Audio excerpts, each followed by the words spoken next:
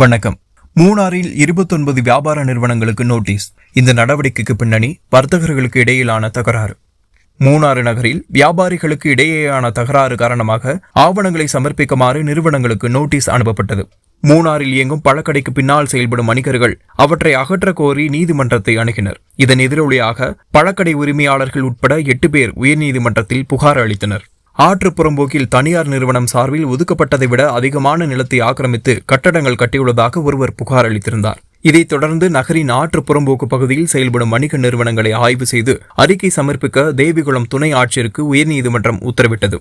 அந்த ஆய்வை தொடர்ந்து துணை ஆட்சியர் விசாரணை நடத்தி உயர்நீதிமன்றத்தில் அறிக்கை சமர்ப்பித்திருந்தார். துணை ஆட்சியரின் அறிக்கையை தொடர்ந்து 2024 ஆண்டு ஏப்ரல் 12ஆம் தேதி உயர்நீதிமன்ற நீதிபதிகள் ஏ. முகமது முஷ்தாக் மற்றும் M.A. அப்துல் ஹக்கீம் ஆகியோர் ஆற்றின் கரையில் சட்டவிரோதமாக கட்டப்பட்ட நிறுவனங்களை 4 மாதங்களுக்குள் காலி செய்ய உத்தரவிட்டனர்.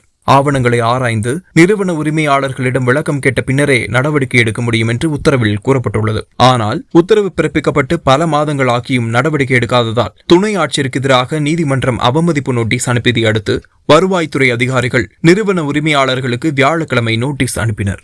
மூணார் KL68 நியூஸுக்காக உங்கள் சுதீஷ் சுப்பிரமணி. நன்றி.